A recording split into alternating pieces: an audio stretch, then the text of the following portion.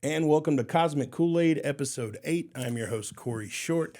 And in the booth with me today, we have Mr. John Pat McAfee, former veteran, an educator, a principal, a coach, an author, husband, father, and just one of the finest men I've ever known.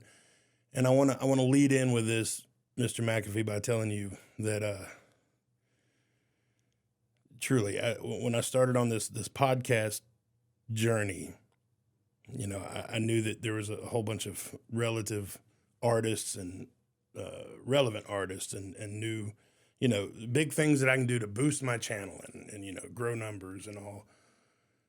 But I also wanted to include the people along my path that meant the most to me and got me to where I am. And I want you to know that you are absolutely one of the top 5 most important people that I've ever been able to call a friend. I appreciate it. One of the most important people to my journey. I think that one of my greatest attributes is to lead people and to help people, to lead people, to put stuff together. And I want you to know that those leadership skills, I feel like all came from you. I know some of it's built in and some of it you can't teach, but man, you had such a divine impact on me and my course. And I just want to thank you for that. Yeah, I do appreciate it. It's you never know who you're going to affect. And also, we're flawed individuals, same as anybody else, but if I can show you aspects of your own personality that you may not be aware of and encourage it, if it's in a positive way, to keep you going. It's funny, when you said that, I had a young man that I taught out at AC Robertson who became a great, big Baptist minister somewhere down in South Carolina. I mean big. And he called me up one time and he said, "I want you to know you influenced me." And I remembered who he was, and I said, "Well, how did I do that?" And he said, "Because I came in stoned in the class one day at T.C. Robertson." This is back in the early 70s. And he said, "You told me that I was going to end up in the gutter if I didn't get myself straight. And that it was up to me. And you said you'd kick my ass until you did, till I did." And I'd forgotten all about that. And he said, "I became a minister to prove to you that I could do it." And I never understood, how it's like a rock out in the pond. You throw a rock out there and you don't know where those ripples go. They just go. So I appreciate it, Corey. Well, and then I'm sure I'm just one of thousands of students that came through, but my particular path had me in student government running for president and then serving as president at Reynolds. And you were an assistant principal at the time. You served many roles there at Reynolds High School. But you were an assistant principal at the time. So me and you had to work the closest. Yeah, we did. And you just have a way. You just had a way with me. And I'm not, there's some of the ways I'm not going to roll you under the bus and let everybody know the things you may or may not have let me get away with. But you just got this human relatability to the human moments and human problems, and it was just special. It was just special. And I'm not going to keep, showering you with affection, but it really, I'm glad that I get this opportunity to let you know that as a 42-year-old man, not an 18-year-old student, but a 42-year-old man, 24 years later, it makes me want to cry. I mean, you had that kind of impact on me. So thank you for that. You're welcome. So let's dig a little into your background. Let's start with your veteran status. Tell me about that. I went to Fort Benning, Georgia. I had my ROTC commission from New Mexico Military Institute, And I'd already almost flunked out of college at Stephen F. Austin State College after I graduated in 1965. I went to Stephen F. Austin State College and discovered girls. And so I've consequently, I think I majored in women rather than in going to school. And almost flunked out. And so I decided I better go back to New Mexico Military Institute for junior college. And then I found out they paid you $100 a month. And back in, 66, 67, that's a lot. That was a lot of money for an ROTC, if you sign an ROTC commission. So I did that. So when I graduated from the junior college there, I went down to University of Texas at El Paso. And I was going through school and kind of just bumbling around, not doing great, not doing poorly, but I was just bumbling around. And I was dating a girl right at that time down in a sorority. And we saw on the nightly news Hill 881 when they were coming down from just getting chewed up. And there was a bunch of soldiers that were all shot up and everything. And I had my OTC commission, I just hadn't exercised it yet. And I remember feeling tremendously guilty that I was sitting there with a good-looking woman at a sorority and laughing and joking, and then they showed this clip, and I remember feeling guilty that those men were going through hell. And here I was with an officer's commission if I wanted it, and I was just sitting on my butt doing nothing. And so the next day, I went over, and I had long hair then. I'm bald, as you can tell. But I had long hair then, and I went over to the ROTC office there. I'd never gone to there because I didn't have to.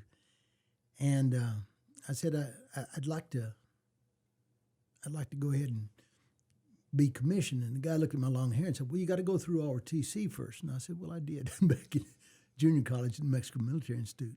And that's one of the few junior colleges where you can get a commission coming out of that.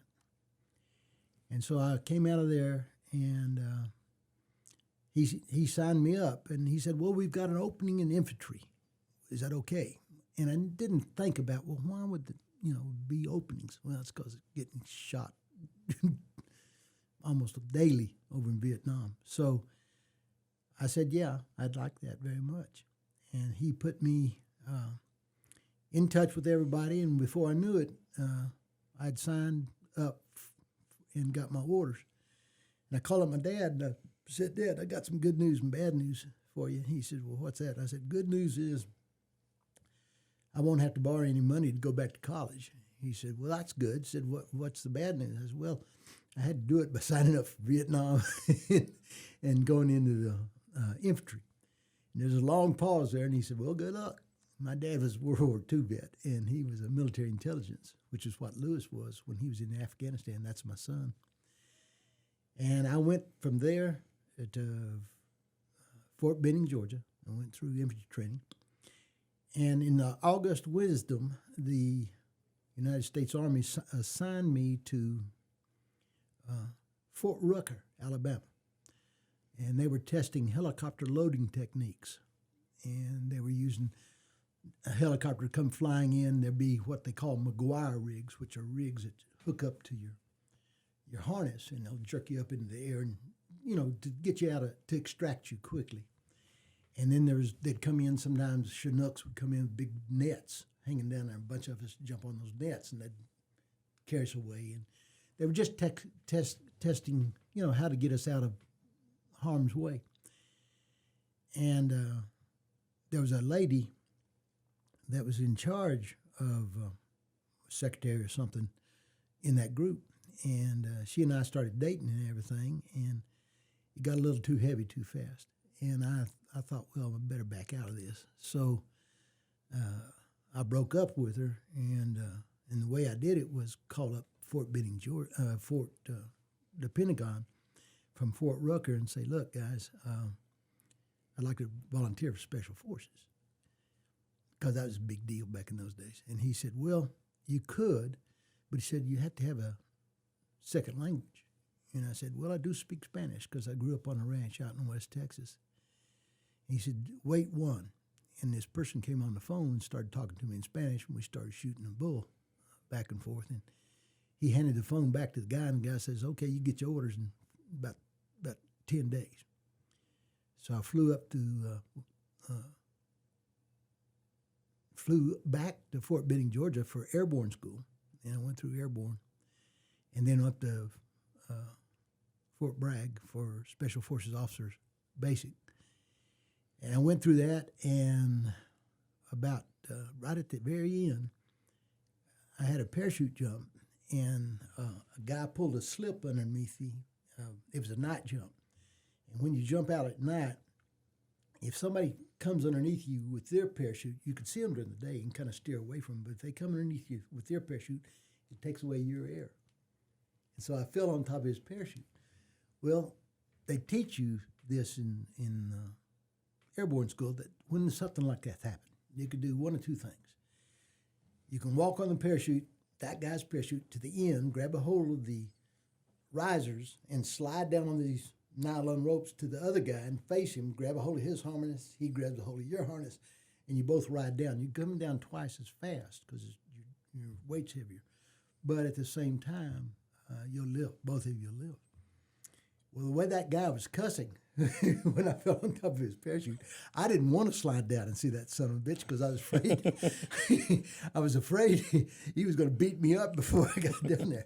So I walked to the edge, and the other thing you're supposed to do is grab into your parachute. It's all around you now. You grab it in, you throw it out, and you jump because you're still high enough, quote unquote. It'll open again, and you'll be fine by yourself. And I didn't want him to know who I was. So I thought that was a good alternative. So I gathered in my parachute, and I could hear him still cussing, and I throw out the parachute, and I jump. And because it's a night jump, I don't know where the hell I am in the air. And I hit a tree. I mean, that's how low we were. I never would have gotten off this parachute if I'd known. Anyway, I hit a tree, and it looked like one of those pachinko things going down through that tree. And when I hit the bottom of it, I broke my leg. And when I did that, I lay there for the longest time. Nobody knew where I was because it was a night jump. And it was during December. And it was, y'all had one of those ice storms. I'd never seen ice storms in North Carolina, like down at Fort Bragg. And we sat on that tarmac waiting to take that night jump. And I remember we're all sitting there, and I see ice forming all around me. And I go, God, this is so cold. And then this big old C-130 backs up, and the engines are blowing air, and it's so cold. And they say, stand up. So we stood up, and when we did, this little ice figure of you just fell over on the ground. It was just ice on the ground. And you got on the parachute. I mean, you got into the C-130, and you sat down, and they closed the doors. It's warm, and you're thinking, no problem. And then it gets up there, and you're at about, I don't know, 3,500 feet, whatever they were. And they open that door, and that air comes in again, and it all starts over. But I lay there with a broken leg, and so they had to recycle me through the ending of the Special Forces training. And while I was recuperating, God loved the Army, rather than send me home and let me recuperate, they paid me TDY, which is more money than just your regular salary. At that time, for being a lieutenant, it was like $400 a month. And so they paid me about $100, I don't know, $75 a day, whatever it was.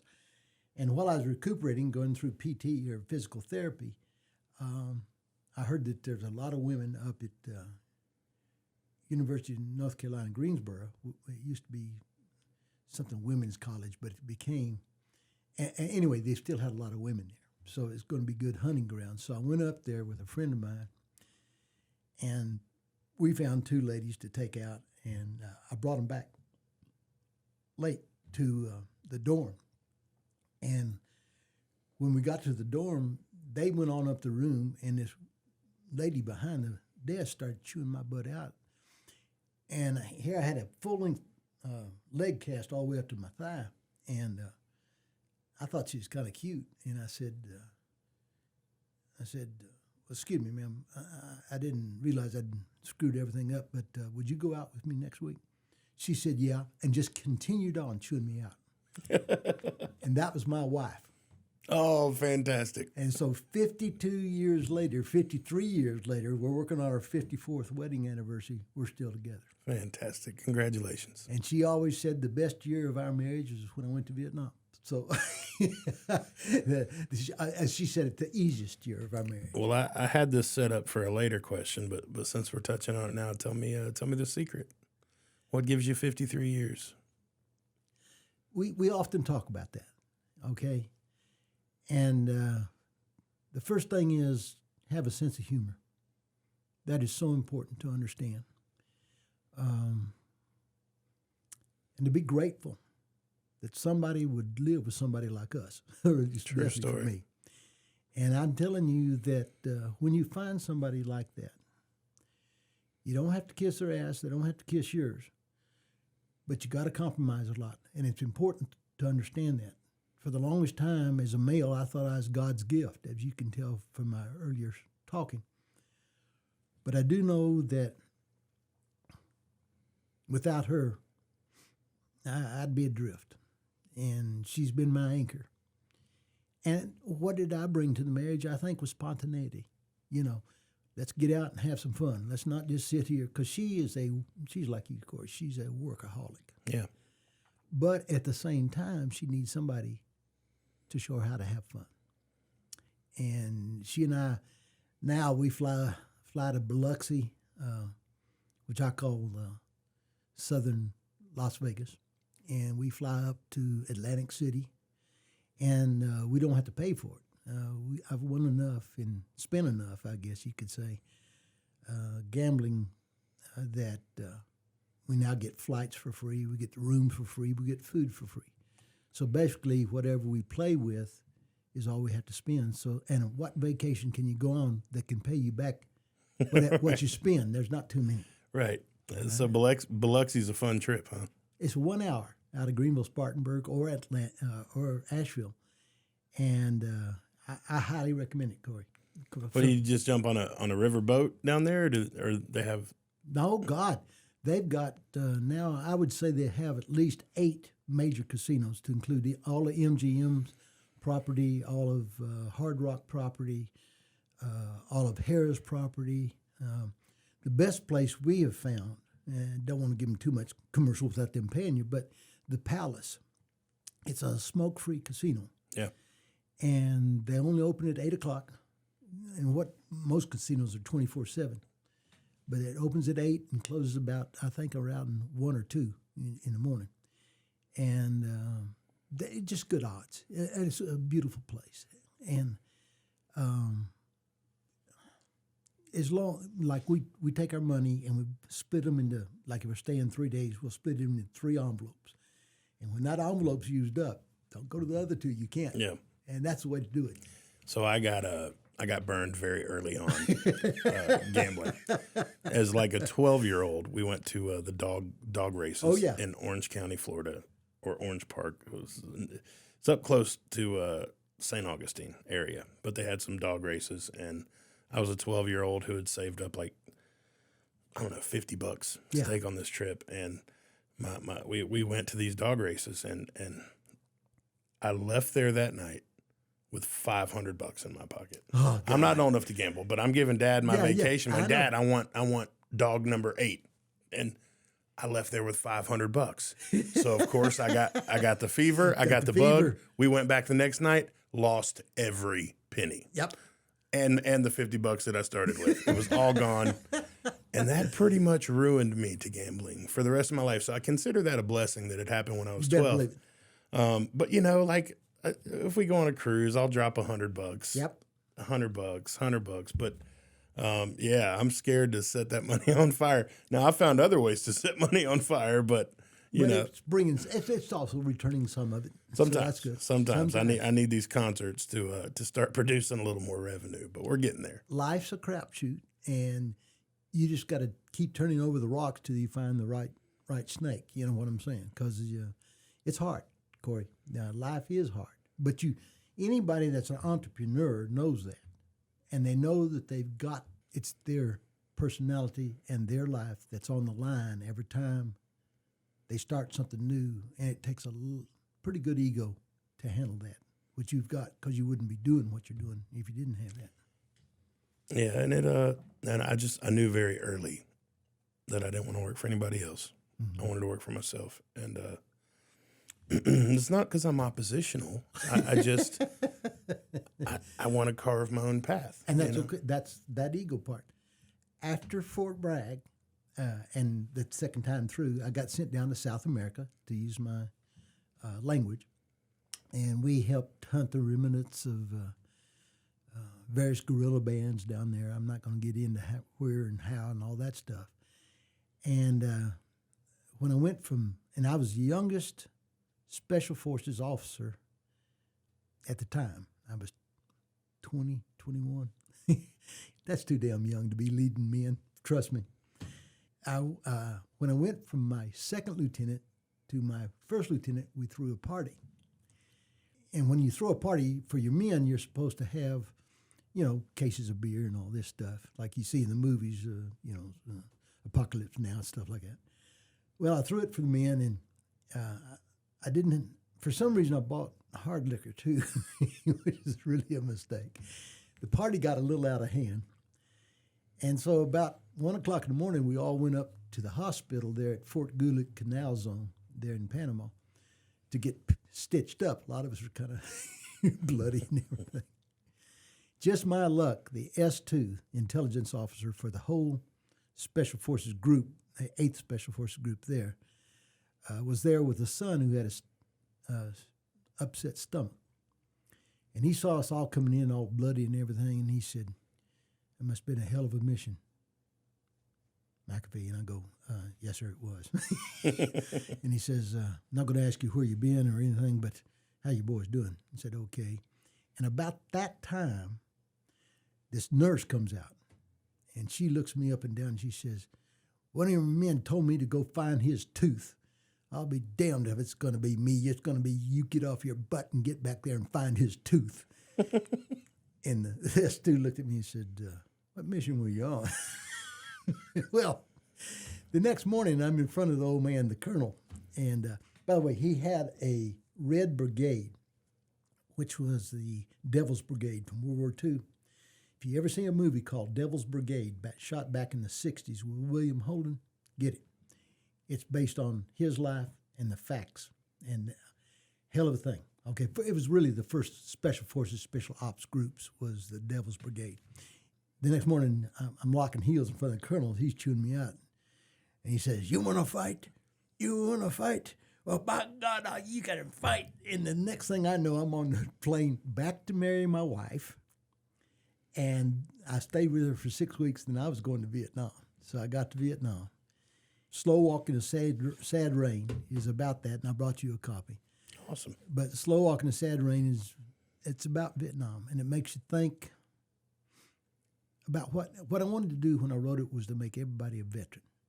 I didn't want to tell war stories, but I wanted everybody to understand the prices that veterans pay. And my son's still in the Army.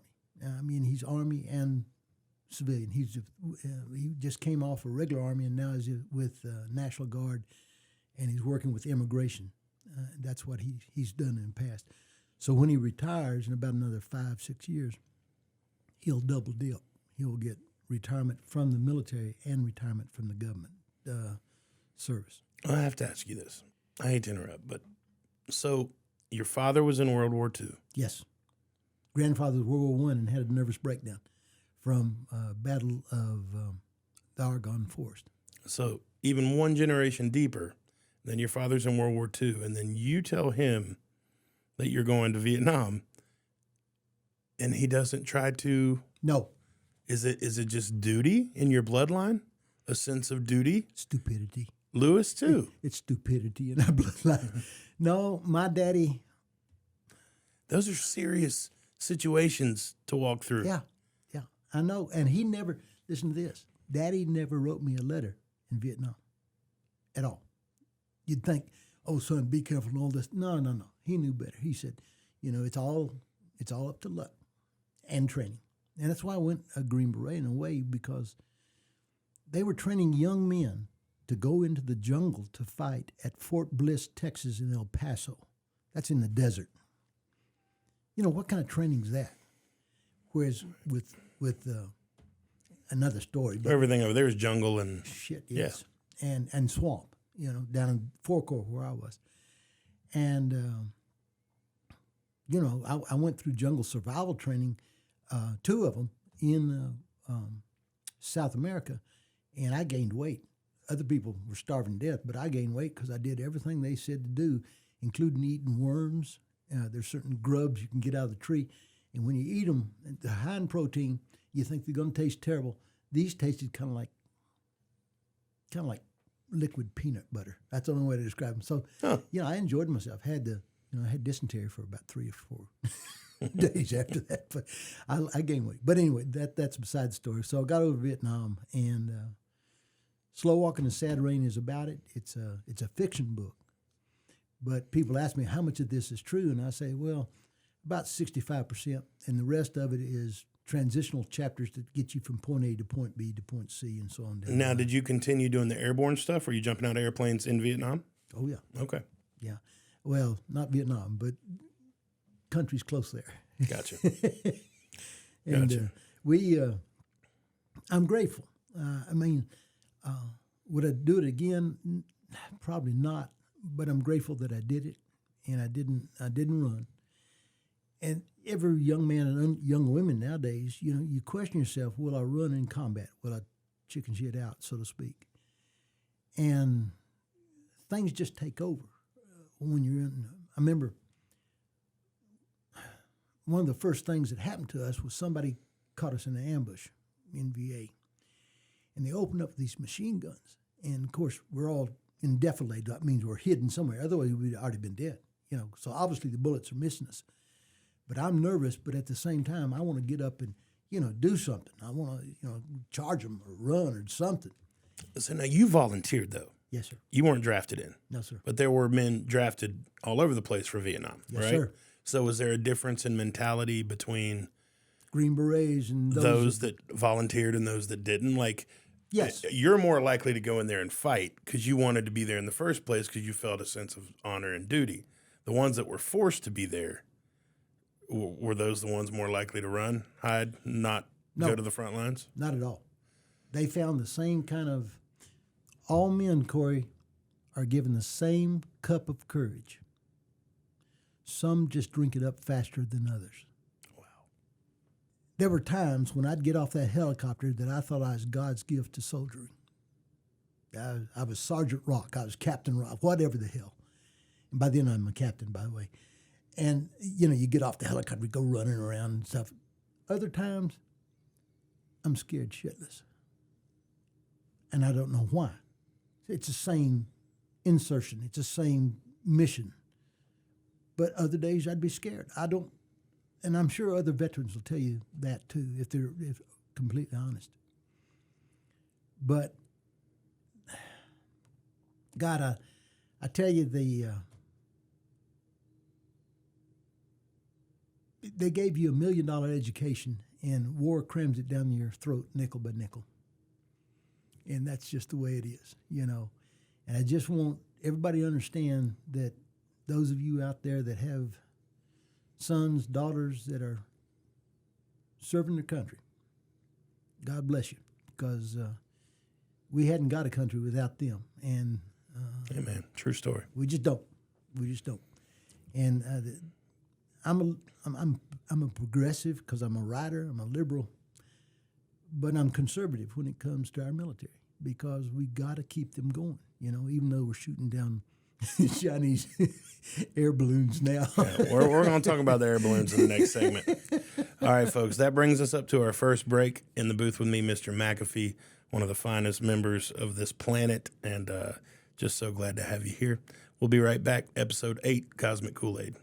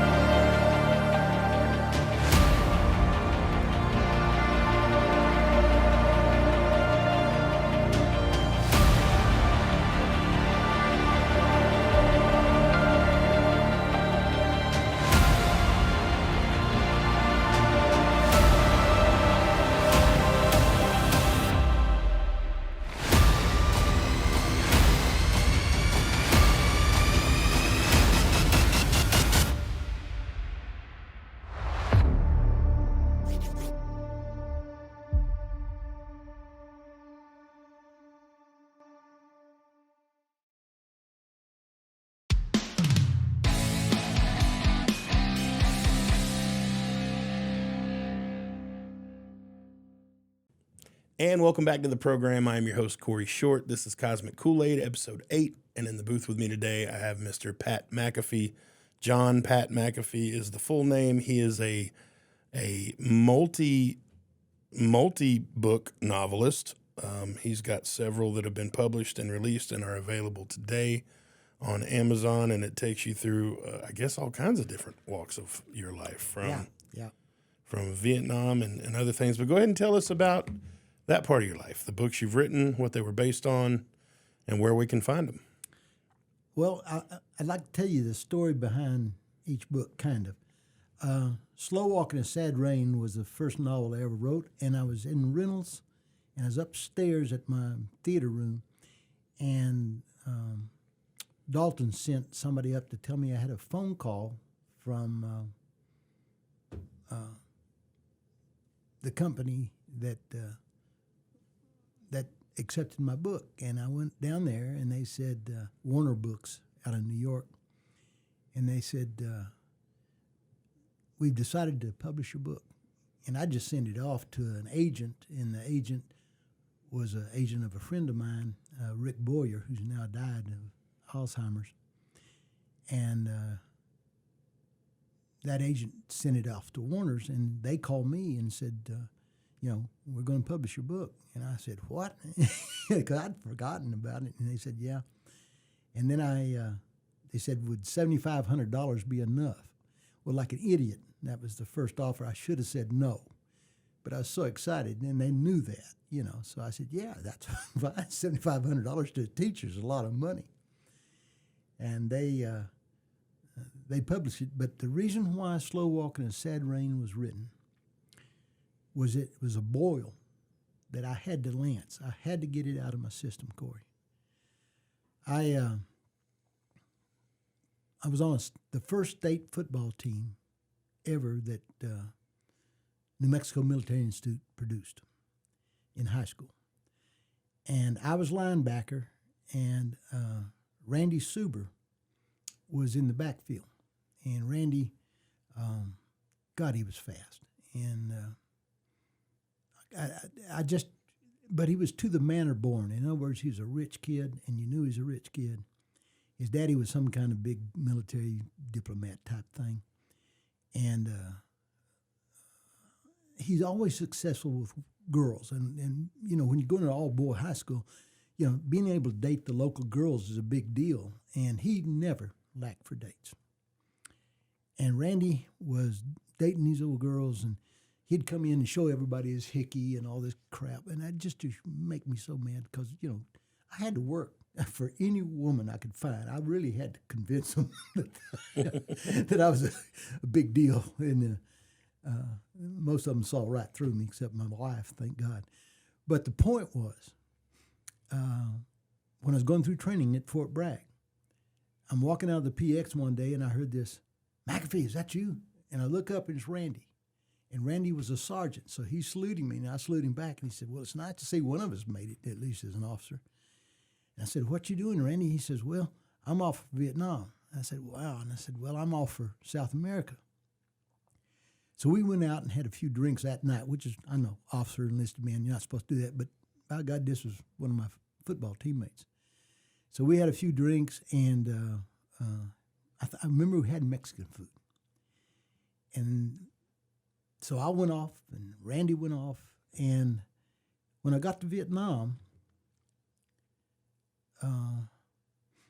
they asked me, if we want to go, where do you want to go, and all this stuff. And so I said, well, an A-team be fine. So I went out to A Camp 414. And we got a notification that Randy Suber was MIA. And we were sent into Cambodia, and I guess I can tell that now. On that section, other people sent into Laos to try to find MIAs mainly. And never did find Randy. And I always thought, well, what are the odds of two of us coming out of Roswell, New Mexico, where New Mexico Military Institute was, and both of us ended in Vietnam, except one's missing in action and the other one's there. I always thought, I should find him. It's my job. This is God's will. Well, that's horseshit. I never found Randy, and neither did anybody else. And I had dreams, Corey, at night about him calling for me, and it bothered me. So this book was written to lance the bull. And I use humor to get you into it, and it was considered one of the top novels about Vietnam. And as a matter of fact, it's called The Catch-22 about Vietnam. And Randy was never found? Never found. Still MIA. And, it's just bothered me. And his brother wrote, after I wrote this, his brother wrote me and said, thank you. He said, I can't show it to the parents. It's too painful. Because the parents are we're still grieving. But the brother thanked me, and that made me feel good. Awesome. The next book I wrote was about growing up in West Texas. Yeah, I wrote it as fiction, so I didn't piss anybody off. But it's about our ranch and where I lived, and about a young lady.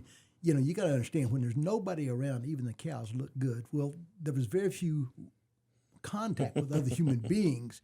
And if there was a ranch girl, and there was, and I locked in on her, really, except that she was sitting on a lot of oil, hundreds of thousands of acres, not only in West Texas, but also up in Montana on the, God, what is the name of that? Coal. It's a coal range up there where they can dig for coal. So they did not lack for money. But she was, she was an early love. And but On Rims, Empty Moons is kind of funny. And real quick, I just want to tell you one thing from the book, if you don't mind. You're good. There is our ranch, there was two sections, one on one side of these mountains and the other one on the other side, called the Green River side. And on the Green River side, we had to drive into Van Horn and then take a about 20-mile dirt road out to the headquarters on the other side. And the Border Patrol all the time liked to park along there, to try to catch any illegal aliens coming in and all this stuff. And all the ranchers hired illegal aliens. I don't give a shit what they say. Because why? You don't have to pay them much. You give them food and let them send money, and then let them go home to take that money back. In those days, everything was kosher. And so we're driving out there and to repair a windmill. Now you got to understand, a windmill's got sucker rods that go way deep in the ground, especially in West Texas because it's desert. You got to go deep. And so those sucker rods every now and then would get out of sync with the windmill. Windmill would be going too fast, and the sucker rods would be going up when the windmill's going down, and they'd hit in the middle and crack. So to save the windmill, you got to climb this. You have to climb the windmill, and there's a board out where it connects, okay? And you got to pull that thing up there and pull this down there, and then you got to drill two new holes to put in the bolts so you can bolt them back together, and then hope to God that windmill's working, to work right. Well, my daddy was kind of fat, and he couldn't get up there anymore. He'd been drinking too much. I don't know. And he made me do it. And I was just a kid. And, I kept thinking my daddy was trying to kill me, but I wasn't sure. All right, so I crawled up there. And this is in the book. So I get up there, and I straddle it. And he said, okay, son, see if these bolts will fit where we drill these two holes to fit the other sucker rods down below so it'd pull it up and down. And I tried the bolts, and they were too big. And I said, Daddy, they're too big. He said, thanks, son. And he took the bolts from me and turned, and he walked off the windmill.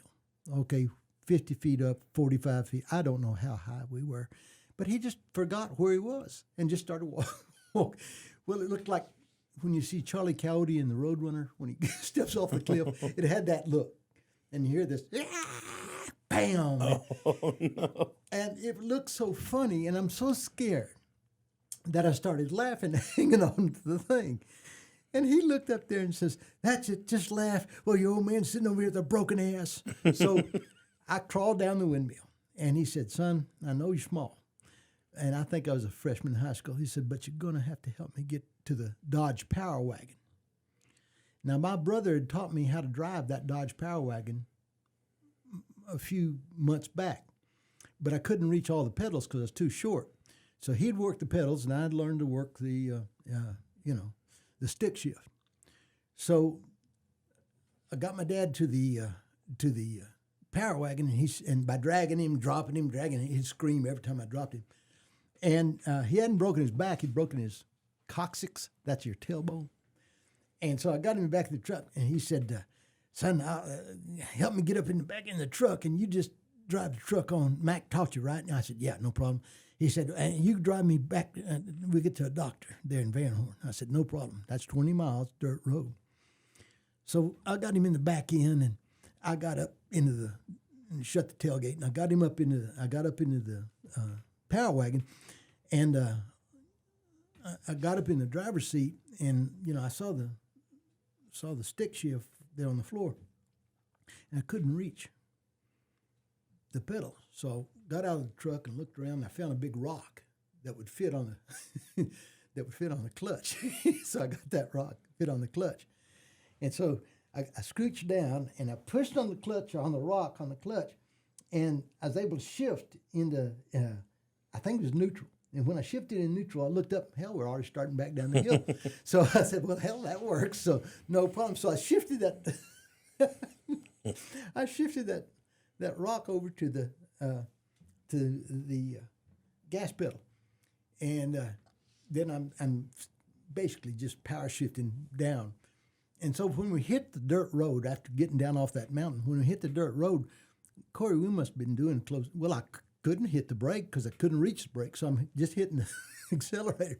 We must have been doing, 30, 40, I don't know, whatever Dodge Power, because I knew it didn't shimmy anymore. It always shimmied at 30 miles an hour. So by getting up to around 35, So I'm going about 90 miles an hour, and I'm just sailing on the dirt road, and there's dips where whenever it does rain, where the runoff comes.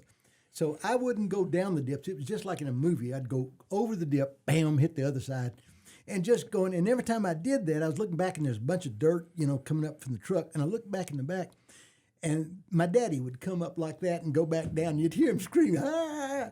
So I'm driving just as hard as I can go. And the Border Patrol saw us. And they told my daddy later, they said, "We swear there was nobody driving that truck." Because I was so short. Well, okay, they get behind me in that dust storm that I'm putting off, okay? And there's just all this dust, and you can hear the sirens, and these suckers are trying to stop us and everything. And so what do? I kick the rock over to the brake, and I reach down, and I put on the brake. Well, when I do that, it locks the wheels, and it turns us sideways, and we're sliding on that road with my daddy screaming in the back. Well, the Border Patrol sees that truck going that way, and so they go off to the side and take out about a quarter of a mile of barbed wire fence, okay, that wraps around the car. And they get out of the car, guns drawn, they don't know what the shit's going on. And they come running at the truck, and they throw open the door, and I'm pushing on the brake, and I said, "Don't shoot me, it's the clutch rock's fault." And my daddy in the back goes, "Shoot that little son of a bitch before he kills us all." So that's when I knew that my life is going to be cursed. And at the same time, it's a blessing just to live it. I mean, and that's a true story. And it's in the book as fiction, but that part's true. And that's great. It's called The Day That Daddy Followed. Okay, the other one is Ropes of the Sun, which is about the Mescalero Apaches. Again, out at the ranch, I'd always find places where they'd camped and had what they call metates, which are big old rocks. You turn them over, and they're smooth on the inside where they've grind their beans and stuff. And I'd find those. I'd find their lookouts. And we'd find airheads. That was just something you did as a kid, to find the airhead. So we're talking like, what, early 60s? Yeah. Okay. Very early 60s. And there was a little hill behind our house where the cavalry back in the 1800s out of Fort Davis, Texas, got trapped by the Indians. And the Indians didn't charge them. They just waited them out until they starved to death or died of thirst. Yep. And so they tried to come down off it. But I'd find spent cartridges from the cavalry. I'd find old arrowheads broken. Some were still intact that they'd used to try to attack them. And it was just, it's living history. So Ropes the Sun, the Mescalero Apaches, and I've always admired them because of the guerrilla warfare techniques. They figured one Apache for every 20 American soldiers. So if there was 100 soldiers, they'd send 5 Apaches to fight them. That's how good those guys were. Wow. They'd give their young men water, tell them to run 5 miles, and they had to spit the water out. You think about that, okay? Why were the Apaches so successful? It's because those suckers didn't depend on buffalo at all. They ate jackrabbits. They ate anything that walked. And they were mainly vegetarians. And because of that, and they didn't have horses. They didn't give a shit. Well, horses couldn't live out there back in those days. So they didn't understand horses until the Comanches would trade with them. And so they got the horses towards the end, during Geronimo's time. But at the very first, they didn't depend on horses, didn't depend on buffalo, so there was no way to isolate them. And they lived in such inhospitable places. And so I researched them and I wrote about them. And Ropes of the Sun is about their Native American church that still use peyote in their ceremonies. And the American government tried to stop them from using it over and over. And every Supreme Court case was joined as friends of the Apache Indians against the government's case by our churches. Why? Because they use wine, and wine is a drug. And if they had told the Apache Indians that they could not have peyote in their ceremonies, they could tell the Baptist church or anybody they couldn't use wine, even though the Baptist church used Koolaid, but you know what I'm saying. And this is a murder mystery. What I thought to myself was, the Apache Indians go down into Mexico to get the peyote, and they smuggle it back in. They've been doing it for thousands of years.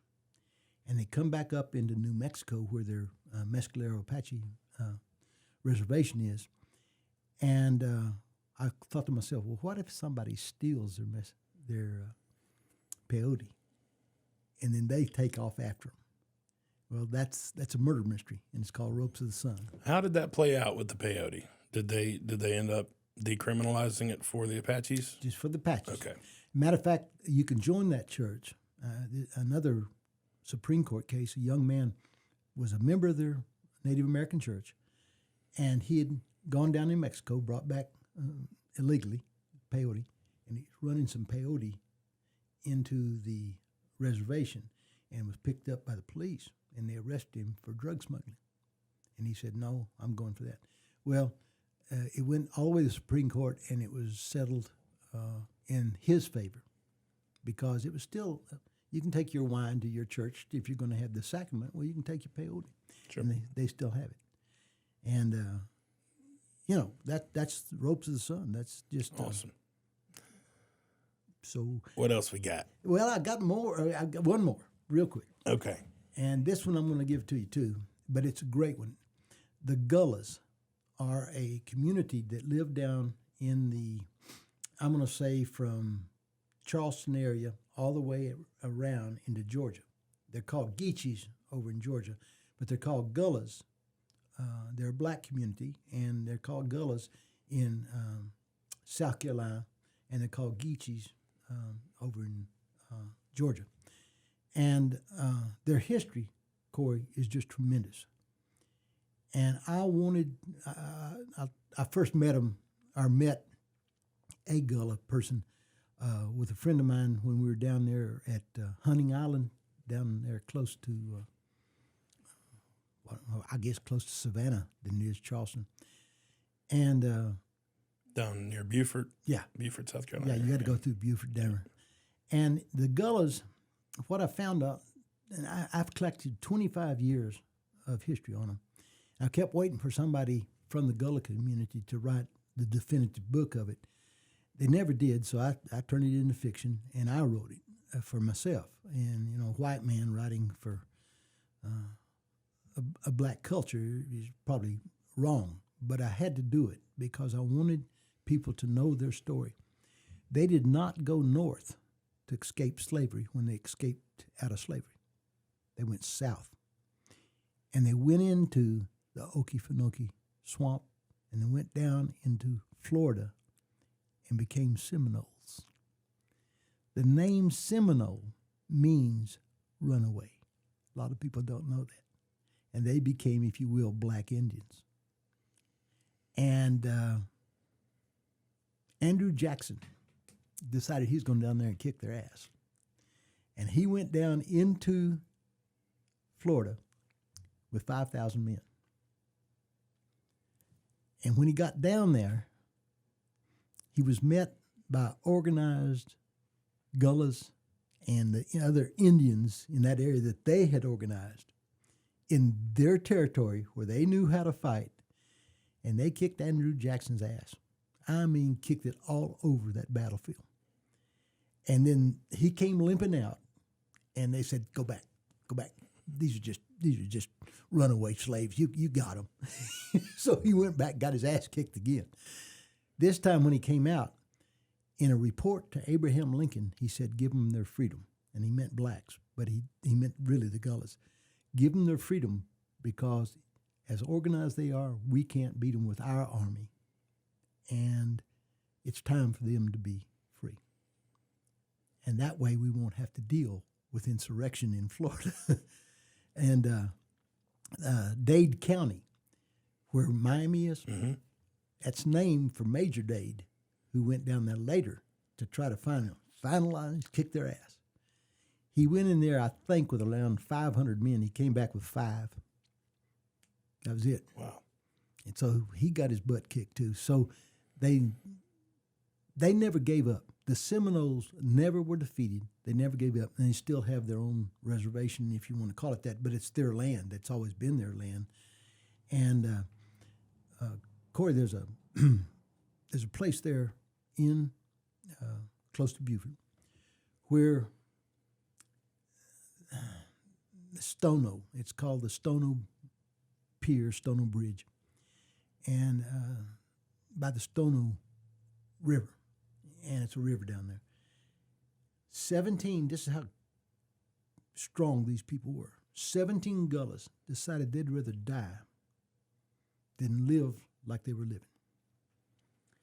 They grabbed each other's hand. They're in chains.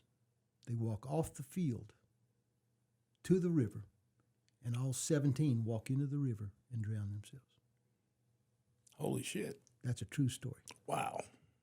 Now imagine, anybody tells me the slaves were happy and stuff, right there's proof that that's not true. And some of the revolts, they revolted at least 7 times. Some of the revolts you know about, Nate Turner, for example. Nate Turner was a slave, and he went up into Virginia, and he's waiting for a sign from God to try to revolt. And he was sold up to Virginia, and he's waiting for a sign from God to revolt because they broke up his family, all this stuff. And there was an eclipse of the sun. And imagine him working the field, and suddenly the whole day gets dark. He saw that as a sign. So he got all the slaves to join him. And they went up to get ammunition for guns because they'd given them guns earlier to fight off the Indians when they were taking their land from the Indians. And so they still had some of the guns hidden, but they didn't have any cartridges. So they went up to the store to get some cartridges, and the store owner told them, "No, I don't sell to you slaves. I only sell to white people." Wrong thing to say to Nate Turner. He cut off the whole family's heads, put them on the steps outside the store, took all the cartridges with him, and started the revolution. He got as far down as almost to Florida, fighting his way all the way. And there he was captured. All the people were killed. He was hung, and then he was skinned. And his skin was boiled down into a grease that was highly sought after by the white plantation owners to grease their skids, their axles for their wheels. Wow. That's the kind of life, but it's all in here. It's fictionalized because I wanted to tell the story, but I didn't want to bore you to tears. Is there Is there any movies about the Gullahs? And I'm hoping, I have a young director that has bought the rights to Slow Walk in a Sad Rain and On Rims of Empty Moons. And maybe he'll someday make a movie out of either one of them. And the rights weren't that much. Don't get me wrong. He didn't pay me hundreds of thousands of dollars. I think I sold them off. You know, that sounds like a great movie, Mac. Oh, Stepping Over Bones. I mean, there's been so many niche movies about this very subject, you know, like Black Airmen and different niche subjects. Tuskegee Airmen. That's a movie waiting to happen. Well, read it, and I'm going to give you the copy, but read it, and I think you'll see that I agree with you, in my opinion. I'm too old if I got a lot of money, I'm too old to spend it. And Lewis is making good money, and so is his wife. So Amy Keith was his wife. She was in your class. I am very familiar. And he and Amy are still together. It's 20 years now. God. That's so wonderful. Yeah. So what is Amy doing? She's working same immigration service with Lewis. Okay. And he goes to National Guard on weekends, once or twice a month, I think. But, Corey, they have a house in Potsdam, New York, on Pierpoint Avenue. And he didn't understand why the house was so cheap, but I'll tell you, it's 3 stories high, 4,200 square feet, but it's 170 years old. So there's something going wrong with it all the time. So, Lewis says, now I understand. But you got to, if you get up to Potsdam, New York, go up and see them. They would love to have you. They got plenty of room. I promise you. They've got bedrooms they hadn't even gone into, I think. And they both collect art. Because I was exposed to Agent Orange in Vietnam, he can't have children. And they don't want to adopt, so that's cool. So all that money they make goes, how much 4 children eat. So all that money is saved up. They got plenty. They're doing fine. Great. And please go see them, because I keep saying, I'd love to, man. I haven't seen either one of them since high school. And, Amy was like first or second grade sweetheart of mine. I mean, as babies, so they're both very dear to me, and I would love to see them. And her brother, Will, which you probably knew of, or he was Lewis's age. Will is a Episcopalian minister. Okay. In Pawleys Island. Wow. Down there. And he married Amanda. I'm going to screw this up. Well, her last name now is Amanda Keith. What was her name? Anyway, Amanda was in my drama class, and Will was too. And that's where they met. So we're gonna come back from break and get into that phase of your life, your education phase. So AC Reynolds. We're gonna take another quick break, folks. We got Mr. Pat McAfee in the booth with me today, a novelist, just a fine man, educator. You heard it all in the beginning, but if you're just joining us, you're in for a treat. Got lots more to share. I'm Corey Short. We'll be right back. In 2023, lines will be crossed, champions will be determined, and legends will be made. HVW once again sets the stage for great professional wrestling in Western North Carolina, bringing the best talent together for the Showdown Series at Silverados. Featuring TJ Boss, Jada, Stone, Reno, Royce, Luca, Daniels, Marcus, Erics, Michael, King, and King Enterprise. The bar and standard in professional wrestling has always been high in North Carolina. This year, High Velocity Wrestling takes that into the atmosphere. It's the Showdown Series at Silverados.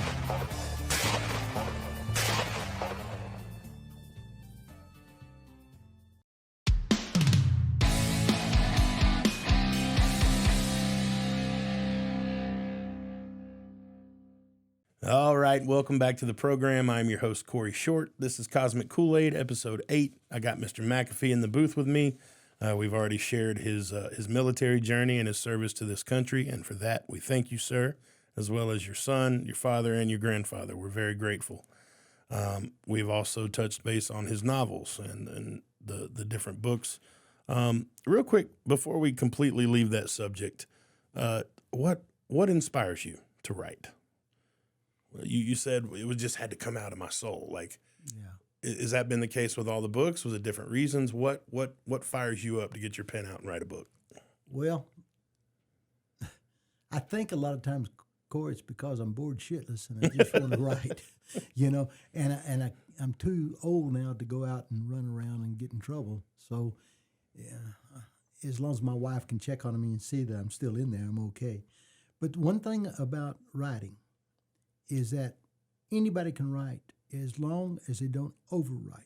And I meant by that 2 pages a day, 7 days a week. That's 56 pages a month. That's 256 pages a month, 225 pages in 3 months. You got it. Is that a pretty standard formula that authors tend to go by, or is that your rule? That's my rule. And is that just you're worried that if you write more than 2 pages a day, it will affect the quality of the story, or? Gives you time to think about the story. But when you write 2 pages a day and quit in mid-sentence, you can't wait to get back to it. Cool. You need to write, about your business stuff. These are memories. Yeah. And you put down 2 pages, quit in mid-sentence. You can't wait to get back. But if you try to write 15 pages, you remember what it was like when the English teacher gave you, I don't want a 5-page essay. You remember the agony. You don't want to write like that. Now, you also don't write like you read. That's the other important lesson that I've learned. You read from page 1 to page 300. You don't write like that. You write by incidences. And then you throw together the editing part of it is where you start being God and changing the chapters and putting them where you want to. And then you've got a little blank area. You're going to write a chapter in between. And that 2 pages a day was written by Victor, was a suggestion by a French nobleman whose wife was habitually late to dinner 15 minutes every night. And during that 15 minutes, he'd sit down and write. And when Victor Hugo died, he'd written quite a few books, including Les Miserables, which leads us into our next story, which is about Reynolds High School and about our drama program. That's right. So as we started this show telling you what Mac means to me, and at that time where me and him had our closest bond, he was a principal and I was a senior and the student body president, and he and I worked directly on that, on all the projects and events that we did for the school. But before your days as a principal, you were a coach and the drama teacher. And there's, hundreds, maybe thousands of kids that came through your program that I'm certain are going to be happy to see you here in this podcast and hear, from you. But tell me what that time as a theater teacher, what that meant for you. I often say that I learn more from my students than they learn from me. And the other adage was, people don't care what you know till they know that you care. And I knew that Reynolds needed a drama program. They'd had a successful one earlier, and then the guy had quit or whatever. And they were just kind of drifting. Nobody wanted the program, whatever. And so I started it. When I got with him, I'd gotten, Corey, I had been the drama teacher over at T.C. Robertson High School when Eleanor Ponder had decided to give up the program, but she was still there until she retired and assigned that program to me. And I worked like a son of a gun and fell in love with it. Just fell in love with working with kids. And I knew that drama spoke to me. Did you have any theater involvement before being an educator? Did you do any community theater or any of that? Oh, no, but I had to act as an officer that I wasn't scared when I was leading men into combat. Gotcha. No, come on, men, follow me. It's a piece of cake, But at T.C. Robertson, we did One Flew Over the Cuckoo's Nest, which was the first movie that had won 12 Academy Awards, but the first movie used a lot of cuss words, a lot of stuff. And I remember we got to 1 week before we were to go on. And Tommy Kuntz called me into his office. And he says, McAfee, you can't do this play. I hear it's got a lot of cuss words in it. I said, no, sir, I took them all out. I promise you. And he says, well, I understand you have the word F-U in there. And I said, no, sir, I don't have fuck in there at all. He said, what do you mean? Well, when I go into a bar, I don't order a fuck driver, I order a screwdriver. So screw is still in there, but not a fuck. And Tommy Kuntz looked at me and he said, if I get one complaint, I'm going to fire your ass. Well, instead, this is back when he had an evening newspaper. Remember, there's two newspapers, the Citizen and the Times. Well, the Times was in the evening, or the Citizen. No, Times was in the evening. An old girl wrote a glowing review and thanked T.C. Robertson for having the guts to do a great play when they couldn't even get the community theater to loosen up enough to do it. And all those kids, every one of those kids are viable citizens, great individuals, one of which is Bonnie DeLesnick, and she's now a retired principal from one of the schools here in Buncombe County. And Danny Welch, he's a great guy down in Florida and a businessman like yourself. But just one of them had a bad trouble, and he married the wrong woman. We were talking about it. And this individual supposedly committed suicide. And Deella Garner was the other teacher out at T.C. Robertson that was just a great friend of mine. And Deella and I knew that this kid would not do that. He was just too positive. So we went to the sheriff's department and demanded that they reopen that.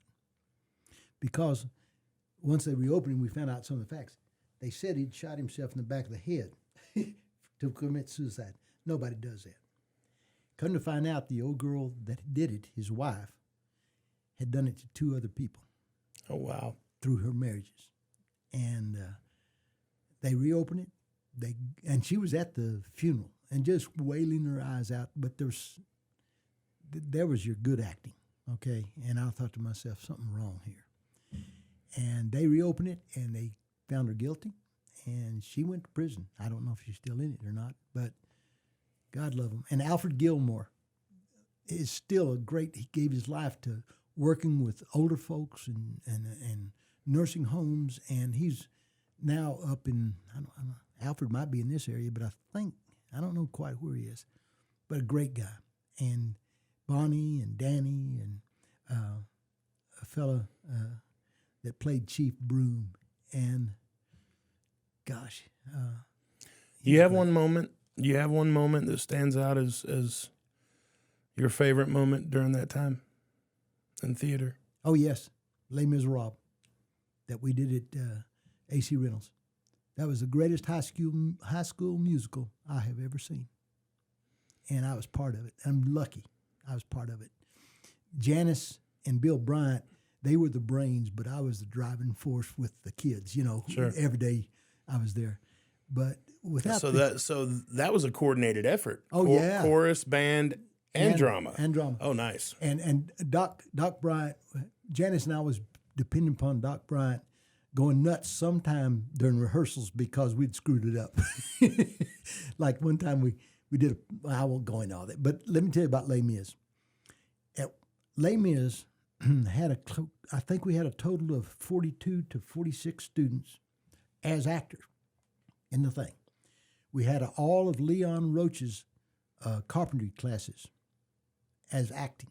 As builders of our set. Mm-hmm. Okay, we had the art department that all their artists were doing painting of our set, or they'd draw it and then they'd tell us what to paint. And our assistant principal was our costume director, and she figured out how to coordinate 42 people having to change clothes and doing all this stuff. And she's now up in Alaska. I don't know if she's retired yet, but she lives in Alaska. But the point is that there was 124 students at AC Reynolds that gave their all for that play. And it's the only play I've ever been in when we changed over from the bridge to the barricades, that it would literally stop the show and people would applaud. And that was all Leon Roach's and his work crews, kids that normally don't associate with drama. They built this thing that would, I was worried about it falling off stage and killing all of Bill Bryant's band people because it barely enough to turn. But he would play, and we had, to this day, I have dreams about that play. Dwight Childs, he's still in theater all around town and doing a great job. Him and Scott Keel and a lot. Well, now didn't they name the new center after you? Yeah, after it's called the Bryant McAfee Center. Fantastic. And as I told them, that it depressed me. Because when they start naming buildings after you, you got to leave, man. You've been there way too damn long. But we sold out every night. I had to take out a second mortgage on my house to pay for the rights to do the play. I think we were the first North Carolina high school to do Les Miserables, the children's version, high school version. And you took out a personal. Yes, because I didn't have. Listen, Ron Dalton. If it's football or if it's sports, you're going to get some Right. money. If you're in fine arts, screw you. Best. But we had our ways, and one of which is, I would take our money, and I'd finance our program each year. And Dalton kept seeing our program build each year without his financing. But he gave us. God loved the man. He gave us space to create. He left us alone when he saw that it was successful and it served the kids and it didn't piss off the community too bad. And because of that, we were able to grow. Janice and Bill, look, Janice took her chorale to China. They went to China. Yep. Tell me a high school that goes to China. I don't know of one, okay? And, it was just great. The next best one was Beauty and the Beast, which I did. And the year after I left, they still had some of the kids. They did Phantom of the Opera. And they've always had a great musical program because there's a great musical team with Bill's band and his orchestration and Janice's ability to train them. I remember we did a play called, it's a play that we had to do over at Owen High School. And I remember somebody came up to Janice and made her so mad. They accused her of playing the music from the Broadway play in the background while the kids lip synced. And she said, no, that's us. And they, there's no program back there lip syncing. Right. And it was just, but Beauty and the Beast, My Fair Lady, we did that over at, we didn't have theater back, we didn't have a theater place back when I was first started with them. The first play we did out there, and Janice and Bill weren't part of it, but I did Grease. And Grease made the middle school mad because I showed the kids, what high school is really like. But I remember they came and they looked at it and they said, we can help him do better. And they did. I couldn't have done it all without them. And I can't speak enough to them. And I can't speak enough to the AC Reynolds students. And it was good students, bad students. But once they got into the theater and once they started having a focus because they had a goal, we're putting this on this date, whatever, I didn't have problems. And, they, to this, on my dying day, I will remember my drama program because of all the fine people that I knew from it. And if y'all ever tune in to hear this, please know how grateful I am that I got to serve you and to bring out whatever I brought out in you, because it'll last. It'll reverberate in this community. And it used to tickle me, though. Dalton would come to these musicals and see the huge, he was a politician, and he'd see these huge voters just going nuts. And the secret to a good musical, by the way, Corey, is have a big cast, because all of them have parents and all of them have grandparents, and they're going to come, And I was thinking about, you saying earlier about, getting more revenue for your program. Find the people, the a cappella groups. There's a lot of a cappella groups out there. Pentomics, they're probably too expensive. But people like that could do, or gospel. I know this sounds weird because I'm not the most religious person on God's earth, but gospel music, good gospel music, it'll bring them in. I mean, as far as you can see the crowd. It does. There's a gospel bluegrass connection, and there's yeah, you're right. And you said you had that acoustic thing. That you did. We mix it up a pretty good bit. We do a lot of different stuff, but and pentatonics would be cool. They're really, really great. There's another group that does one called My Church. It's called My Church. That's the a cappella song. Find that if you can. That is tremendous. Okay, that is just a tremendous song, and then you'll fall in love with these. They're out of the South, this group is. Well, I don't know, a lot of the people that are in these groups are from gospel and singing that sort of stuff.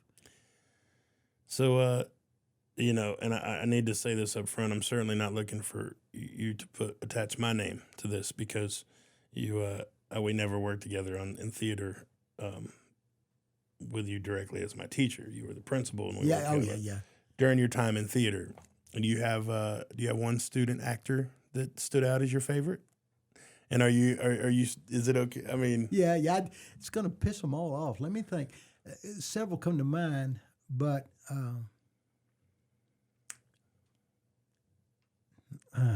I better not say. Okay. Because there's so many of them, Corey, that I want to bring out and talk about. And because of my age, I'd probably forget somebody and whatever. You don't want to hurt nobody's feelings. I get it. I will say this. Scott Keel played every role that I had, and I loved him in every role. And he did, they're from out here in Fairview. And Elizabeth Keel, Gnomes, that's his mom.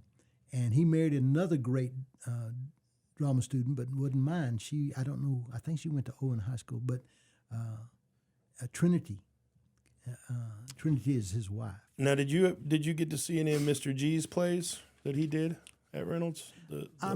He's not there anymore, but he did, 4 or 5 years. Is he the one that went over to Hendersonville High School, or is that's a different one? I'm not sure where. I think he's somewhere in the middle of the state now, but both my boys went through his program. So I went through 6 or 7 of his plays over the years. There's a lot of people that listen and wondering about their kids, and I'm going to tell them something that they need to remember, and this is coming from me as the administrator and a creative person. Anytime that you're worried about your kid, be sure and make sure the kid is involved in something that the high school offers. It can be sports, it can be fine arts, it can be creative arts, it could be woodworking.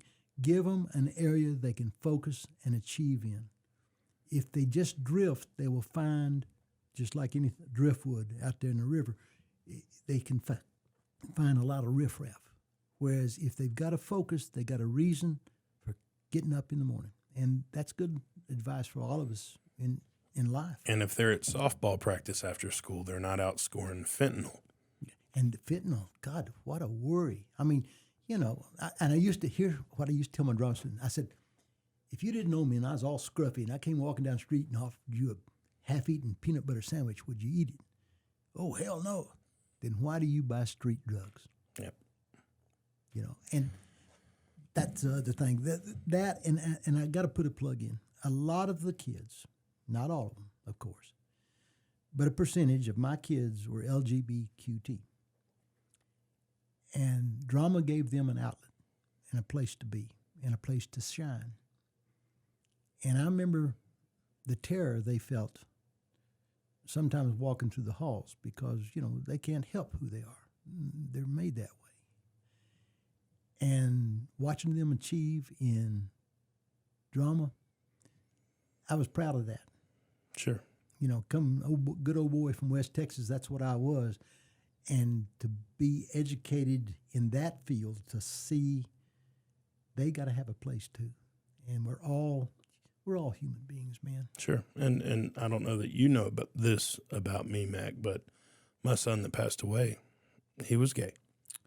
And he had a real hard time through middle school. Oh, yeah. And early high school, getting bullied and keeping friends and trying to fit in and trying to belong. And theater was certainly an outlet for him. Oh, thank God. Thank God he had something.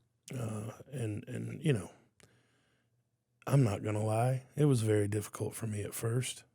Yeah. I would never have classified myself as a homophobe, but I wasn't excited for him when I first heard, because I knew he's going to go through all these challenges and life is not going to be what I thought it would be for him or for the rest of us. Yeah. So there was a period of grieving, you know, what you thought life was going to look like, and then accepting what it is. And it really allowed for me to come to grips with it. To love him. God love you. And really, it allowed me to grow. Well, yeah, that's what it's all about.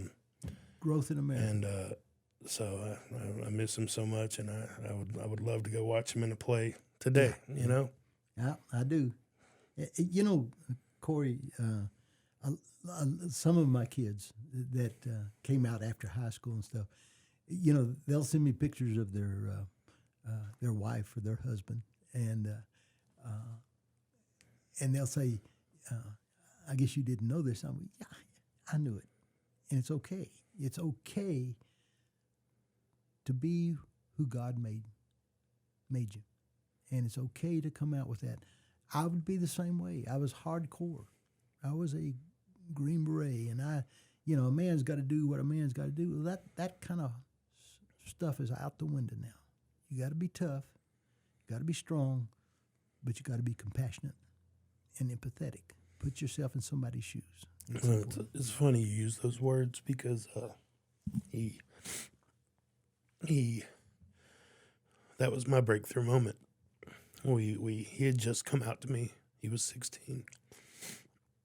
And he said, "Dad, I think God made a mistake on me." No, sir, he did not make a mistake on you.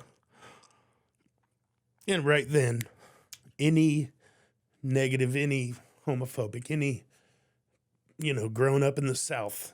Oh, yes. That was left in me, left my body in that moment.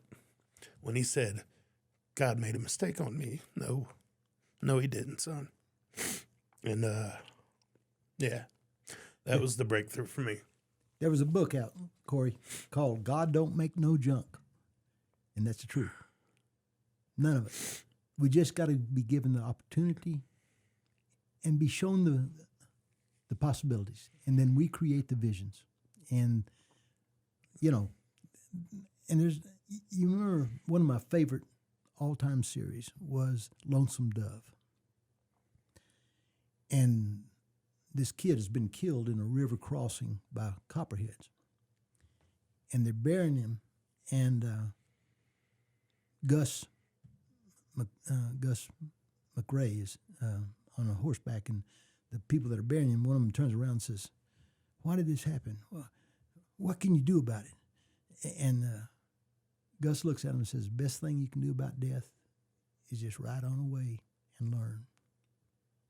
And that says it all. You don't know why people die. You don't know why things happen. You're going to see in Stepping Over Bones, I open it with a scene from Vietnam that's true, and you read it and you see. And then, why did Randy have to die? Why was I put there to know? But I later have thought, maybe I was there as to remember him and give his life meaning, that someone was there at least looking for him. And you were there to show your love. He knew your love. He knew it. And that to me that's about all life can give you. If you've known love, you've known what life can give you. Just like you from your wife and Jeannie for her patience, and I hope her love still. But after 53 years, I don't know if it's going to work out, Corey. It's a day by day thing, you know. It's and maybe tonight I'll be, you know, my saddle will be out there in the yard. The Apache Indians, when they divorced their husbands, the women divorced, not the men. The women divorced their husbands. The Apache Indians, when they came home, when they found all of their saddle and all their belongings out in front of the tent, they were gone. And the whole tribe knew it, and that she's fed up with him. He wasn't killing enough deer, whatever. Well, let me ask you this. Yeah. Do you fear death? No, not at all. I do not fear. I fear the entrance, you know, how it could happen. Sure. But death itself, hell no. You know, this is a common thing. Every cockroach you step on, every possum I see run over in the road, it teaches us that lesson. That death, I'll prove it to you, Corey, right now, not to fear death. If I have wood and I set it afire, what happens to it? It turns into ashes. All right. Because matter cannot be destroyed, it can be changed, but it can't be destroyed, ever. You and I are matter with electrical stuff coming through us, and it cannot be destroyed. It can change. We might turn back into dust. But I consider God to be the space between the molecules. It's what holds it all together. And when my body goes, and it will, at 75, I don't have a lot of time, but when my body goes, it'll be reallocated somehow to something else. So when you see a pretty flower walking out of here, or you see a beautiful sunset, just know your boy's in it. Just like my daddy's in it, my granddaddy's in it.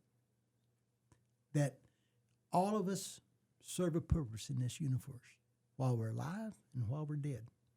And never fear death. Just, you know, we all fear the cave. Like, I don't want to die from Alzheimer's. Probably, I don't have a brain to worry about getting Alzheimer's anyway.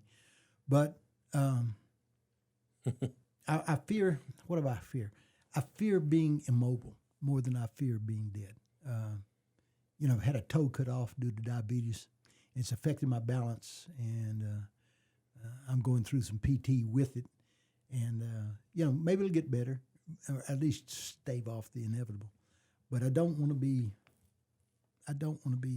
immobile. That my daddy always described me, and I think it fits you, always described me as a fart in a whirlwind.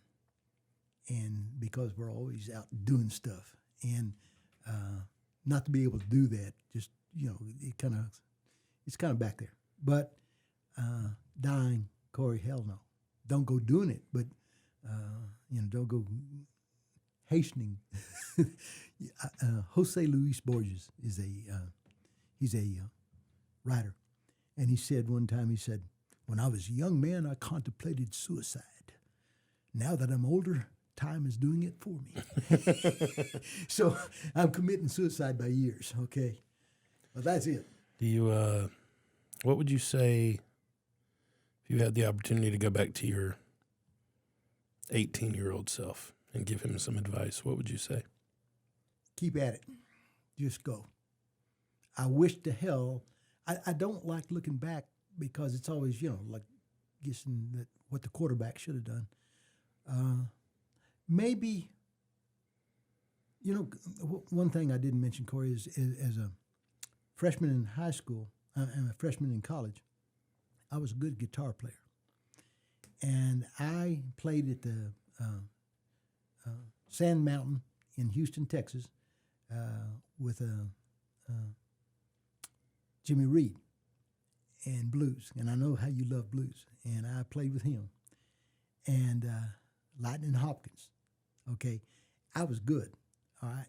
I never knew this about you. No, sir. Very cool. Because I hadn't touched the guitar since I came back from Vietnam. And I wished that I had followed that love that I had and learned how to read music, write music, and develop my voice, because it's too soft for a good theater, or for what you do, it's too soft. But, oh my God, Corey, the playing in front of an audience and having the audience respond to you as you've seen out there at your place. What a joy. What a living, breathing joy. Well, sadly, the musical instrument bug, I mean, I've been a DJ forever, but the musical instrument bug missed my generation. My dad and my brother play. I didn't get it. I don't have the patience. That's my only inheritance. I kept back looking there. up there and seeing it, yeah. That's what my dad left me.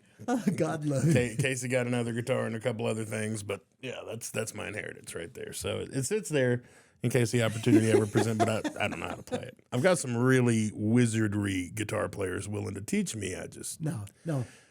I'll know. stay in my lane. Good point. I market and I create brands and I build them up, and I'm just not a musician.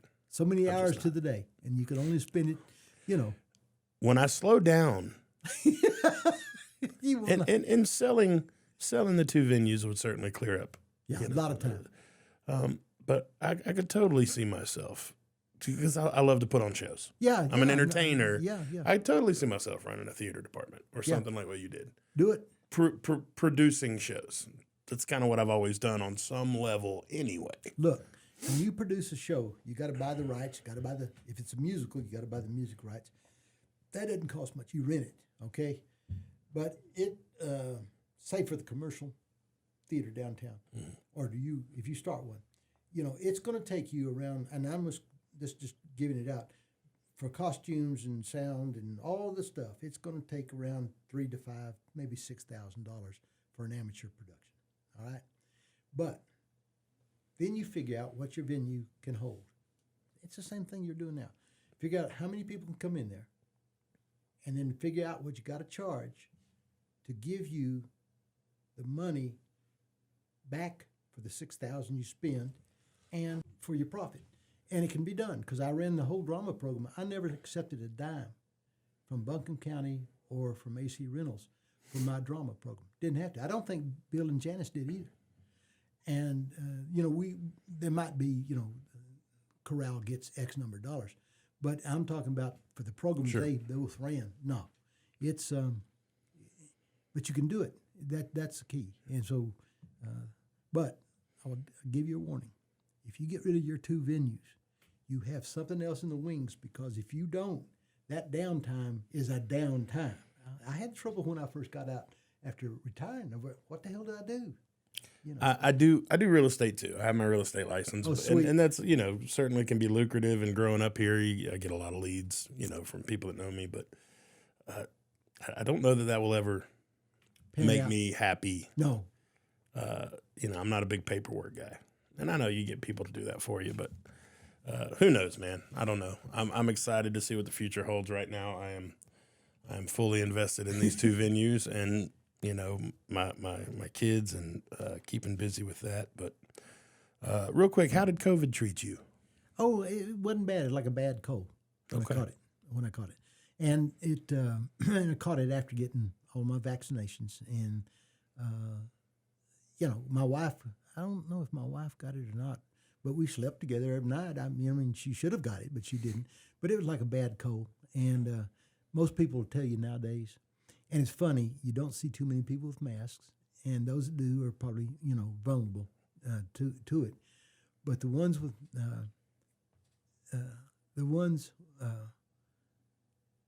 with masks makes me think of, when is a virus over as a pandemic? It's when the people all decide it is. Think about how the mask just disappeared. No one told us, take off your mask, it's okay. It just, after the shots, and you just get tired of talking in a damn mask after a while. True story. And, the one luxury that I do for myself is a bi-weekly massage. I go a couple times a month. That's my self-care. I go get a massage a couple times a month. And after going on 3 years, it was the first time I'd seen my masseuse without her mask on. I was like, oh, wow. Who are you? COVID might be over, Good point. That was like the for me, she didn't have a mask on for the first time. Like, okay. Yeah. This feels normal again. You bet. Oh, you told me to remind your listeners and you. Yes. Rollo May was an incredible psychiatrist in the late 50s, early 60s. And he said that if you're doing something that you don't have a good explanation for why you're doing it, but it brings you happiness, keep doing it because it's cheap therapy. I'm glad you brought that back up. That's fantastic. Yeah. That needs to be on a T-shirt or something, a meme or something. That's good stuff. Any regrets? Not a damn one. Not a damn one. Thank you all for helping me follow along the path. You mentioned about me being an instrument in your path. You find fence posts that tell you if you're in the right direction. And those fence posts, they show up in life, and be aware of them and don't disrespect them. Listen to them. They're there for a reason. Even the bad ones that, where you're going, oh God, I shouldn't have done this. But yeah, looking back on it, it's not a bad situation. As I was going to tell you about when that machine gun opened up on us, and tree limbs, Corey, this big, were coming down around our head. And I was going to jump up and do something. And my sergeant, who was probably on his third tour of Vietnam, old grizzled, old Green Beret, slammed his hand on my chest. And here I am trying to get up, and he goes, "You want some juicy fruit?" I said, "What? What the hell are you talking about?" He says, "I got juicy fruit, it's all I got." And he hands me this juicy fruit. And for some reason, that basic act that you'd have out here in the civilian world calmed my ass down in the middle of terror. And I'll never forget that. That simple act of humanity in the midst. Y'all got tree limbs falling on me. That ain't normal, man. Far out, dude. Like the composure. Yeah. For him to be that calm enough to calm you. Well, he knew I was a rookie. With bullets flying. Wow. Yeah. And did we kill them all and get them? No, hell no, we didn't. They ran out of ammunition. Whatever they did, we ran the direction because we weren't meant to be dead that day. And that was important. Well, Mr. McAfee, I want to thank you so much for taking time to come be on the show with me. I want you to write another book so you can bring it back in here and promote it again about this time next year or sooner. But really, thank you so much for taking the time. And you mean so much to me and so many other people. And it's just been a joy to dig into you like this and get some of that background. And, don't blackmail with it because I don't have enough money. No worries. Corey. No worries. I don't think we covered anything today that'll get anybody in trouble. But about the monkey and the canoe and all that's good. But real quick, let's plug you and your wife's businesses, where they can find you online and in person. Elizabeth McAfee. Her art is on Facebook, and just type in Elizabeth McAfee and you'll see all of her art. You can also see it down here at the Crest. And she will be the guest artist for the Crest Emporium in, I think, March. They'll have a whole wall with her stuff, and she's got another wall in back. And she's been with them for years, and it does most of her business. She's also that art mob in Hendersonville, North Carolina. And she goes around to various shows, but not as many as she used to because we're getting older. And my books are all on, as Corey pointed out, they're all on Amazon, and they're in Kindle, they're in hardback, softback, you can get them. And if you don't like the book, get me to autograph it, and you can sell it on eBay for more money. Okay. So, you got any audiobooks out there? Has it been? I haven't done that. I've been looking for an audio guy to do it. Real quick before we wrap this up, artificial intelligence. AI.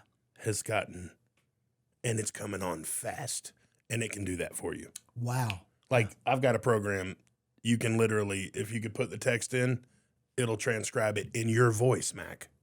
It'll do it for you in your voice. Jesus Christ. And it's incredibly accurate. Like this, I talked about it on an earlier pod, but David Guetta, who's a DJ doing big festivals, he was piping in like Eminem lyrics in Eminem's voice that Eminem never wrote or sang into the DJ set. Like, it was cool. That's scary. It's gonna mess with creativity, and it might become a gray area for us to figure out what is real authentically creative and what's not as we go into this AI thing in the future. But for little things like that, it's going to be great. There is a professional organization called Authors Guild, and out of New York and also Los Angeles. But they handle all of us professionally, keep us abreast of what's going on, lawsuits, stuff like that. And they sent me a questionnaire, and on there was AI. And said, "How do you feel about it?" And I put, "Well, I want to be the creative thing." They've got AI now that can write the book. That was my next thing. I can go in and I can say, write me a story, make it, 20,000 words, make it based in Texas, make it about a 10-year-old boy and his baseball team, and give it a few more things, and it will write the damn story for you. That is scary. And then you go through and tweak it, but I mean, I don't know if it will help creativity or hurt creativity, because it could just generate. I mean, I'm very intrigued by this. Yeah. And Wow. they're saying you will be able to, the devices will be able to smell Holy autism, Parkinson's, all these diseases long before medical tests do. So like as a child, you can breathe into a thing and it will tell you if you're going to have Parkinson's when you're 40. Like in your breath, it can tell that. It's crazy what's coming. Yeah, and that's okay because that's progress. And, we say it'll probably hurt creativity at first, but in a way, just like the programs on there where if you don't play a musical instrument, but you can get the programs that will show you how to make the music that you're looking for, the real big artist now that started off, that her brother wrote the music for her songs, and God, what is her name now? Everybody going to kill me for not remembering it. But she's big. She's huge now. It's not Taylor Swift, but it's somebody about her age. But her brother's the one that wrote the music, and she would put in the words, and then they'd hit a program and it'd write it all. She became famous first on the internet, and now she's Billie Eilish. Billie Eilish. Yeah, and she's got green hair. That's the other part of it, or whatever color it is today. But yeah, she changes it frequently. But I admire her, her and her brother. And you never hear about her brother. He's kind of in the background, but he's instrumental to her creativity too. All right, well, let me ask you this one last thing that I forgot to touch on earlier. How did you get into the bodybuilding thing? And your weight loss, because you were substantially bigger when you were working with me. Well, diabetes. Okay. Diabetes said the American Academy of Diabetes, ADA, they said to do some resistant exercise. So I started doing powerlifting, and actually just weightlifting. And then I got thinking, well, how much can an old man do? And then I started challenging myself. And then I said, I wonder if there's other old men doing this. And so I looked out in the United States Association of Powerlifters that do drug-free stuff. I joined them, and in 2011, I think I was 64, I placed second in the nation at my weight class and my age group. I was 64, I think. And I kept doing it, but I've had an operation since then, L3 on my back, and not because of that, but genetics. And then I'm missing a toe from diabetes that's affecting my balance. So I still do it at the pump house where I work out, but I don't do it at the competitive level. Well, I'm always competitive, but I would lose. Let me put it that way. Okay. All right. Well, thank you so much for your time Yes, sir. today. It's been an absolute pleasure. Please tell your wife and your I'll do it. son and your daughter-in-law that I said hello and send them my love. I'll tell Amy her second grade beau wanted to know. That's right. That's what the right. hell is she doing now? You tell her I said, hey, girl. Hey, girl. But it's so great to have you here. And I really you so much. appreciate everything you've contributed, not only to this day, but to my life. I'm And for the thankful. privilege of being here. Thank you, Corey. very much. Absolutely. All right, folks, I'm Corey Short. This is episode 8, Cosmic Koolaid. We're all out of time for today. This is Mr. McAfee. We'll see you next time.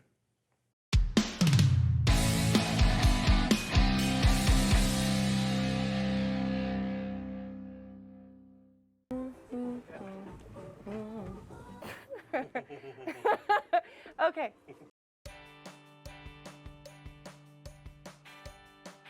Hey y'all, I'm Dunbar with Instant Karma Asheville. We are a one-stop hippie shop and a true Asheville experience.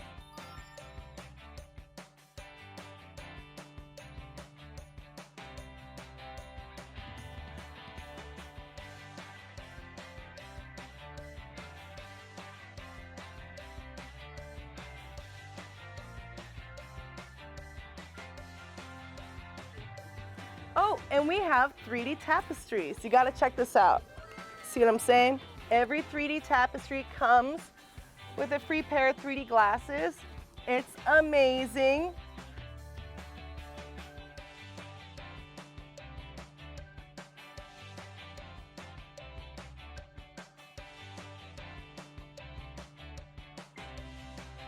Oh yeah.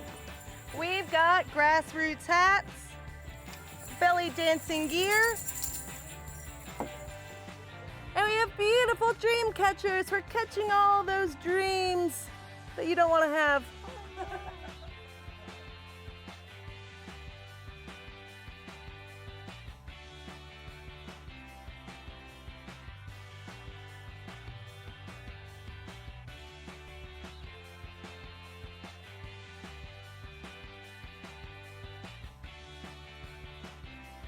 We have locally made Asheville soap. It's delicious. You're gonna want some for you and your mom. Those would be incense matches. They're really great for the bathroom.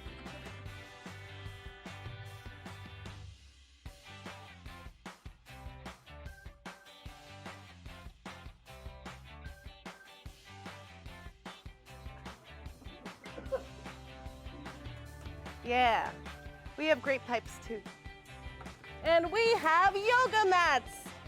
They're really beautiful and soft, and they really help you to just calm down.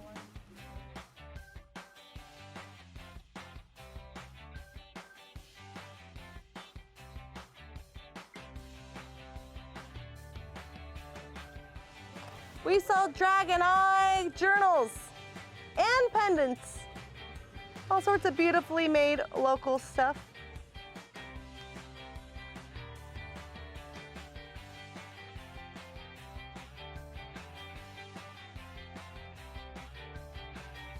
We have two locations, one in West Asheville on Haywood Road, and the other one is downtown on North Lexington Avenue.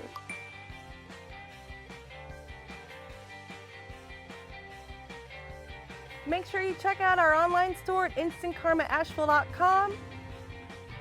And I can say we are the place you want to be.